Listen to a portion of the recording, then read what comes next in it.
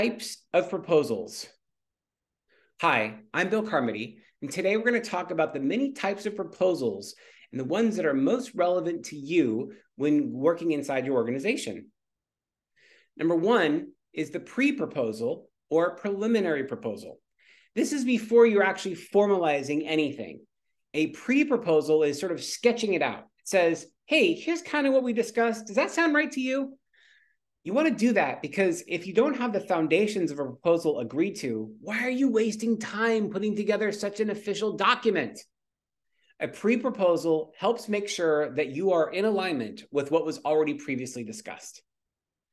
Now, when it comes to proposals, there are solicited proposals and unsolicited proposals. I bet you get unsolicited proposals all the time. You refer to it as spam. This is when you're opening up your inbox. It's like, hey, do you need a website? Hey, do you need some email communication? Hey, I know how to build you a mobile app. Those are unsolicited proposals. These are people trying to get you to hire them, right? A solicited proposal is a request for proposal or a request to hire. And what it does is, for example, in a government organization, they're soliciting a whole bunch of bids. And they're saying, if your company has the following capabilities and can do this project for approximately this budget, we want to hear from you. That's a solicited proposal. They're actually asking for proposals so they can evaluate who they want to work with. Now, there are simultaneous submissions to multiple parties, which basically means when you're doing a request for proposal, you're simultaneously pushing out a number of different parties who might be able to respond. That's important because you want to know, am I the single bidder or am I bidding against multiple parties? That's important in proposal because it's going to have the way you think. In other words, how quickly do you respond, what you actually price the proposal at. For competitive bids, you're constantly thinking about who am I going up against? How important is it for me to win this project? And what am I willing to do to ensure that I win? There's also revisions and resubmissions of existing proposals. So let's say, for example, there's a request for proposal, you submit a proposal, and then you learn some new information. For example, maybe what you thought you quoted on isn't the whole project. So you want to resubmit and say, hey, I know you asked me to do a marketing campaign, but I now understand you need me to do your website and some fulfillment. So I'm going to add that into the proposal and resubmit it. Or maybe make a revision. It's like, hey, I know I told you I could do this all for this time frame, but we just got acquired. And now we're going to have to take some time to be able to go through the acquisition company. So now instead of something taking 6 weeks, perhaps it takes 8 or 12. You want to be able to make a revision and come back to the original proposal that you sent out. A continuation or extension of an existing project about to expire. Sometimes proposals have automatic renewals. Sometimes they expire after 12 months or 24 months. So let's say you're working on an existing project. It was supposed to take 12 months, but it turns out the client asked you to do a whole bunch of things that weren't in the original proposal. Well, now you've rescoped it, but they only have the same amount of time.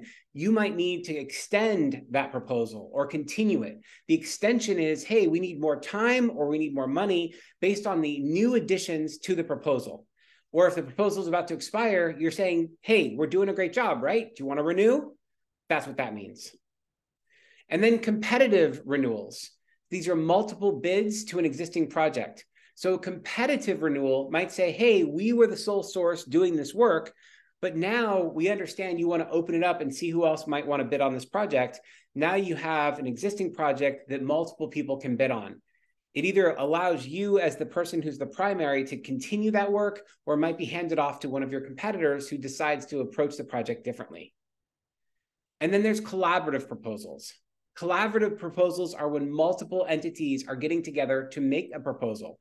So a collaborative proposal might say, hey, I'm in marketing, you're in media, let's join forces and put together an entire proposal for the client.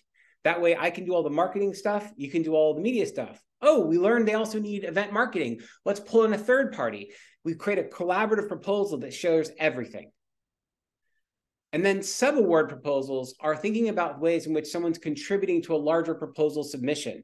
So for example, if I'm the primary proposer, I'm saying, here's what I'm going to propose.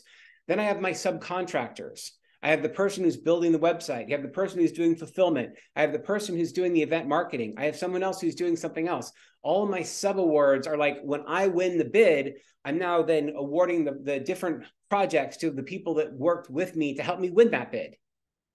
And lastly, there's a transference of an existing project. So let's say, for example, one company was working on a project and for whatever reason, they're no longer able to continue. So then the proposal is, here's how we're going to take the current work that's being done and pivot it to our organization. In order for us to take on and continue what's being done, you need to transfer that particular project to us. Here's our proposal of how that works. So as you can see, there's a number of different ways you could propose a type of project. And so the thing that you want to be thinking about is, what is the most important aspect of what kind of proposal we're in based on the phase we're in? You want to think about things like, do I need to do a pre-proposal to make sure we're aligned in terms of what we're thinking? Do I want to think about an unsolicited bid because I know they're interested in a particular project? Or do I wait until there's an RFP? And so do I need partners? Like, all of these factors are helping decide what kind of proposal that you want to generate. And that's how you move business forward.